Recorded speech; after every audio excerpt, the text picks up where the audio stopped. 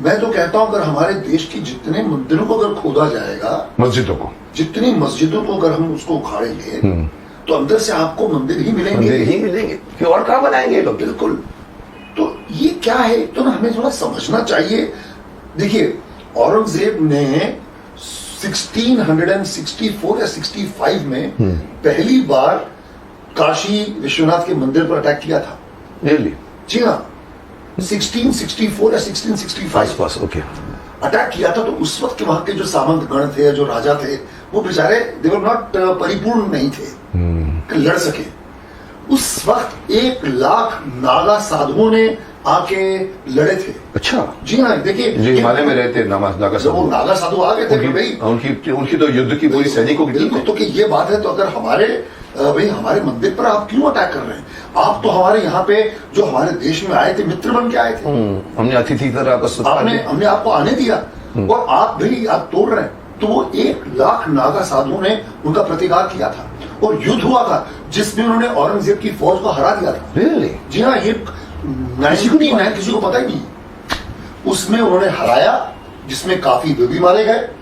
उसके बाद भी जो हमारे हिंदुओं का हमारा प्रॉब्लम क्या है, ये सोते रहते हैं। आलसी मैं बोलूंगा इनको। आलसी कहो, ये किम कर्तव्य विमूढ़ है। ये अपने आप को कहते हैं हम सहनशील हैं। My foot. ये कोई सहनशीलता नहीं है, ये आलसी हैं, ये कमजोर हैं और कभी एक नहीं होते। समझिए बात। ये प्रॉब्लम है। अब जयचंद और मीर जाफर बहुत पैदा बहुत नहीं, हमेशा विभीषण हुए हैं। विभीषण कभी जयचंद होता है, कभी मीर जाफर होता है। ये होते ही है। तो इन्होंने क्या किया? एक अच्छी बात किसी ने मुझे बताई थी, सर हमारे हिंदुस्तान में किले जीते नहीं गए हैं, किलों की दरवाजे खोले गए। Absolutely sir. 1964 में ये हुआ। उसके 1664 मैंने कहा आपसे। 1664 में वो हारा। 5 साल बाद उसने रीग्रुप करके फिर आके अटैक किया, काशी विश्वनाथ अगेन किया, काशी विश्वनाथ पे फिर से नागा साधु आए। बट ये नहीं कि बाकी हिंदू जो थे, बाकी राजा, वो लोग एक्साइट हो गए, आके लड़ते नहीं लड़े, जिसमें 1 लाख साधुओं ने उनका बेचारों का नरसंहार हुआ। वे मर लड़ते लड़ते मरे। मैं तो चाहता हूं कि हमारे हिंदुस्तानियों को, देशवासियों को ये इतिहास का पता चले, होना चाहिए कि भाई लोगों ने अपना रक्त का बलिदान दिया है। उसके बाद जब वो जो महंत थे, उनको जब लगा कि यार ये तो आके ये तो तोड़ेंगे, ये तो वो अपना क्या बुद्ध शिकन है, ये बुद्ध परस्त तो है नहीं, बुद्ध परस्त नहीं, बुद्ध शिकन। तो ये क्या करेंगे, आएंगे। और तो उन्होंने जो शिवलिंग था लेके वो उस कुएं में कूद गए थे। अच्छा। वो कुएं में कूदे थे। कुआं था वहां पर, कुआं था जिसमें जान उनकी गई, जिसमें उनकी जान तो बच गया वो एक आदमी जो एक साधु, एक नागा साधु, एक महंत था, जो वहां का पुजारी था। तो इस तरह हुआ है। मैं थोड़ा और पीछे जाना चाहता हूं, थोड़ा नॉलेज के लिए। देखिए, मोहम्मद गजनवी भी आया, सोमनाथ के मंदिर तोड़े, बहुत तोड़े, 17 बार। आपको पता है अफगानिस्तान में there is a village by the name of Ghazni है। गजनी विलेज है, वहां पे एक पिलर है। उस पिलर के ऊपर आज भी लिखा हुआ है कि दुख्तर हिंदुस्तान 2 दिनार नीलाम, ऐसा कुछ के मतलब वहां की औरतें जो हैं, यहाँ पे ये हिंदुस्तान की जो औरतें हैं यहाँ पर लाई जाती हैं और 2 टके पे नीलाम होती है। क्या मीनिंग हुआ दुख्तरे? जो उसका मीनिंग दुख्तरे हिंदुस्तान मतलब दुख्तरे वहां की जो औरतें हैं, दुख्तरे मतलब औरतें जो मतलब दुखी हैं, जो पीड़ित हैं। हाँ, उनको 2 दिनारों पे हमने खरीदा, यहाँ पे बिकती हैं। वो चौराहा था। अच्छा, वो स्तंभ आज भी वहां पे है और डिस्प्ले करता है वही चीज है ना, वो तो है। तो आप ये क्या कहोगे इसको? हिस्ट्री, ये प्रोपेगेंडा नहीं है, ये तो दादागिरी है। ये तो है। हाँ, नहीं, वो उनका मुल्क है। हाँ, पर ठीक है, पर वो ये वो है। आपको पता है अहमद शाह अब्दाली जब आता था, देखिए क्या हिंदुस्तान का मैप देखें तो एंट्री हमेशा पंजाब से होती है। वही एंट्री पॉइंट होता है, खैबर का दर्रा या ये जो खैबर पास जो आते हैं। तो जो मैं समझता हिंदुस्तान की जो छाती थी, वहां से वो घुसते थे। कश्मीर से नहीं, बिकॉज वो पहाड़ियां हैं। तो जो रास्ता था, जो वेस्टर्न इजी रास्ता था, वहां से आते थे और आके लूट मार, दिल्ली तक पहुंचना, लूट मार करके वापस जाना। उनका काम यही था, आना, लूटना। देवर लूट। ये जितने मुगल, गजनी कभी अपने यहाँ पर स्टे करने को नहीं आया साहब। ये आप मेरे को बताइए, गजनी, गौरी, जितने भी आए, गजनी, गौरी, मुगल्स, ये जितने भी मुगल्स तो फिर यहाँ रह गए ना सर। मैं एक बात जो करना चाह रहा हूँ, कि आप देखिए, आप अगर ये कह रहे हैं इनका इतिहास है, इनका कल्चर है, इनका आर्ट है, आप मुझे इनका एक किला बताइए ना अफगानिस्तान में, या किसी मुगल, कोई बताइए तो सही, एक मीनार है इनकी जो खूबसूरत हो ऐसे। सर मैं कह रहा हूं, एक ताजमहल बताइए, एक कुतुब मीनार बताइए, एक फोर्ट बताइए। 50 मुस्लिम राष्ट्र कहीं नहीं मिलेगा आपको। एक फोर्ट नहीं है भाई, एक फोर्ट नहीं है। यहाँ कैसे बन गए? तो कैसे बन गए? तो कहने देवर ओनली ये सुनते थे कि यार ईस्ट में वो जो हिंदुस्तान है ये सोने की चिड़िया है, वो बहुत खूब पैसा है, इसको लूटने चलो। ये सिर्फ लूटने आते थे, घोड़ों पे आते थे, लूटते थे, औरतों को उठा के जाते थे। और नहीं, वो अपने साथ ही पूरा ये आते थे। उनको पता था कि ये यहाँ पे ये हमारा जो हिंदू धर्म क्या है। अगेन जेनेसिस में थोड़ा पीछे जाना चाहता हूँ। समुद्रगुप्त जो थे हमारे, समुद्रगुप्त थे ना, यस। चंद्रगुप्त ने अखंड भारत बनाया। फिर जो गुप्त वंश, that was the golden period of Hindustan, गुप्त वंश। तो जो समुद्रगुप्त थे, उनकी 16 साल का कैंपेन था, ये नेवी फ्लीट्स, उन्हें पूरे हिंदुस्तान को, अफगानिस्तान, ऊपर तक सबको फतेह किया, इंडोनेशिया, जकार्ता तक जाके सब एकत्रित किया। हाँ जी। फिर जब मौर्य वंश आया, चंद्रगुप्त मौर्य, फिर जो अशोक जब आए, अशोक जो हुए, कलिंगा की वॉर के बाद, जब से इन्होंने बुद्धिज्म को अपनाया, बुद्धिज्म कलिंग की, तो वहां से क्या ये शांति प्रिय, ठंडे हो गए ये हुआ। मंदिर बुद्ध के मंदिर बनाए गए। वो क्या, अच्छा कि नहीं भैया, अभी हमें जो है शांति और अमन, हम तो शांति के लिए कलिंगा के वॉर के बाद उसका मन परिवर्तन हुआ था। तो उससे क्या हुआ, लेकिन जो आने वाली जो पीढ़ियां होने लगी, वो क्या भैया पीस लगी, बैठ गए, ये हुआ। आने दो। अब आपको मैं बताना चाहता हूं, देखिए जो आपको मैंने नाम लिया अहमद शाह अब्दाली। आपको पता है पंजाब में एक कहावत मशहूर थी, जैसे तरह एक मुहावरा कहिए या फ्रेज, तो पंजाबी में वो कहते हैं कि खादा पीता लहेदा, बाकी सब अहमद शाहिदा। कि जो खादा पीता लहेदा, मतलब वो ही हमारा है, जो खाने पीने को मिल गया कि भाई वही हमारा है, बाकी सब अहमद शाह अब्दाली का। ये अहमद शाह अब्दाली वही है जो मैं ग्रेट मराठा में मैंने इब्राहिम खान गांधी का रोल किया था। वो मराठा, ग्रेट मराठा, वही अमजद शाह उसको मारता कि मैं तोपची था मैं। तो अच्छा, तो उस वक्त इसकी इतना मशहूर था कैरेक्टर अमजद शाह, या आगे काफी देर राज कहने का मतलब है they were only looters and plunderers. Looters and plunders. ये कोई अमन पसंद नहीं है। हाँ। ये कोई दोस्ती डालने नहीं आए हैं। ये सिर्फ अपने जो धर्म को वो उसका विस्तार करने आए हैं। सुनकर है सोने की चिड़िया है, सोना लूटो, अपना जाओ और अपना, फिर देखा यार ये तो बहुत अच्छी जगह, यहीं बस जाओ, क्लाइमेट अच्छा है, कोई विरोध भी नहीं कर कोई विरोध नहीं कर रहा, और हम दिन राज करेंगे। और फिर वो अपने धर्म का प्रचार करना चाहते हैं, लोगों को कन्वर्ट करना चाहते हैं। उसके बाद वंश शुरू हुआ यहाँ, उसके बाद यहाँ पे जो सूर्य वंश, अलग अलग वंश इन्होंने किया। भाई आप देखो अकबर, आपको पता है हमारे देश में जो जौहर की रस्म हुई है, जो औरतों ने आग में, पद्मावती ने किया। पद्मावती के समय मेरे ख्याल से 30,000 या 40,000 औरतों ने इकट्ठे वो जो किया था, अलाउद्दीन खिलजी जब आया। उसके बाद में कर्णावती रानी थी, उनके दौर में ये चित्तौड़ में 3 बार जौहर हुए, 3 बार। पहला पद्मावती का, दूसरा कर्णावती का, और तीसरा अकबर के दौरान। जब महाराणा प्रताप के पिता जो थे उदय सिंह, वो राजा थे, महाराणा प्रताप छोटे बच्चे थे, तो उन्होंने चित्तौड़ पे अटैक किया था अकबर ने कि मुझे ये चाहिए, क्योंकि पूरे हिंदुस्तान को उन्होंने फतेह कर दिया था। और ये जो मेवाड़ के थे, देखिए पूरा जो राजस्थान है ना, मारवाड़ और मेवाड़, दो बने हो, दो अलग। मेवाड़ अलग है, मेवाड़ अलग है। मारवाड़ जो है फ्लैट लैंड है। वो डिफरेंस पता कैसे करते हैं, पापड़ लो, अगर भुना हुआ पापड़ ना हो, प्लेन पापड़ हो, तो वो मारवाड़ है। और जो भुना हुआ पापड़ जो उबड़ खाबड़ है, जो पहाड़ों से लैस है, Aravalli range, that is Mewar, जहां पर चित्तौड़। और तो चित्तौड़ पे आपने जब अटैक किया, जब हार गए, आपने नरसंहार को, तो औरतें फिर वहां पे इतना उन्होंने जौहर किया।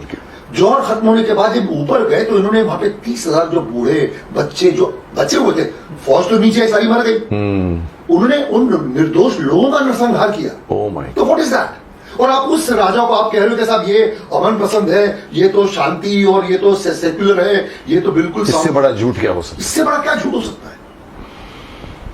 जो मीना बाजार लगाता था भाई, जो मीना बाजार लगाता था, जो हरम था, आपको पता है सबसे बड़ा झूठ इस मुगल आजम। उसको उसका रियलिटी से कुछ लेना नहीं है, अनारकली भी नहीं थी और ग्लोरीफाई करके कहने की जोधा भाई उसकी दिखा के जोधा बीवी नहीं थी मैंने सुना। जोधा, अच्छा वो चौथी ना 5वीं बीवी थी। बहुत सी बीवियां थी अकबर की। अरे भाई हरम था उनका, हरम था।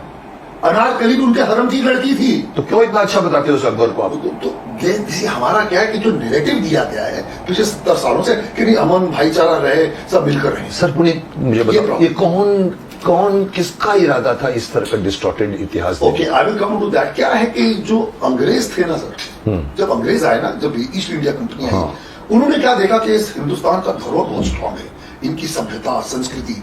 तो मैकॉलिफ जो जॉर्ज मैकॉले, उसने क्या किया, बोला यार ये करो, इनका पहले तो बोला तुम्हारा रिलीजन, ये रिलीजन पे बहुत वो है, इट इज मिथ, ये माइथोलॉजी बकवास है, ये आपको कोई महाभारत कोई रामायण कुछ नहीं है, ये बकवास है।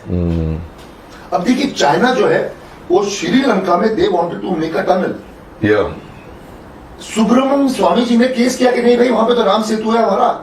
तो जब अमेरिका ने नासा से वहां के लोगों ने जब पता किया कि यस देयर आर, उनको जब तथ्य मिले तो रोका गया है।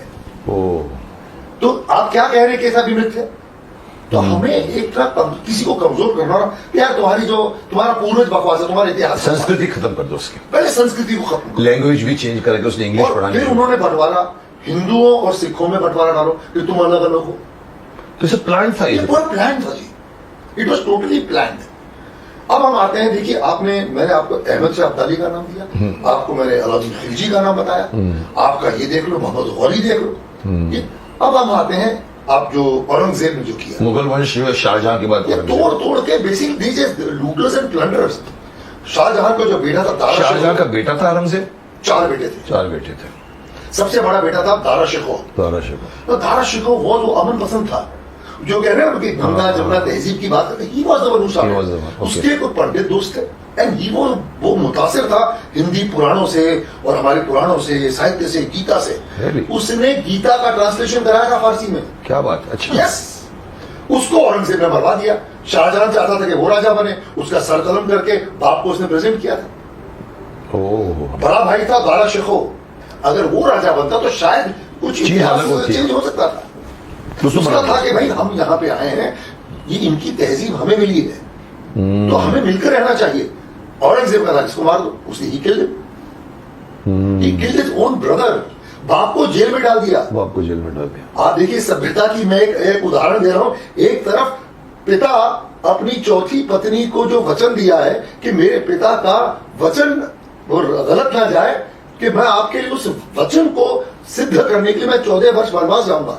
ये हमारी संस्कृति है, राम की संस्कृति है। राम की संस्कृति दशरथ के जो कैकेयी को वचन दिया, वो गलत चाहते तो मना कर देते, मना करता कि तुमने कसम दिए, तुम भुगतो अधिकारी, और अभी भी नया राजा बना। लेकिन भगवान राम ने नहीं किया। आदर्श पुरुष। आप वो देखिए वहां पे क्या, मुझे राजा बनना है, बाप को नजरबंद कर दिया, बड़े भाई जिसको राजा बनना उसको जान से मार दिया। और यहाँ पे भरत क्या करता है, भाई की पादुका लेके देखो, ये हमारी संस्कृति है, किसी फर्क रहता है।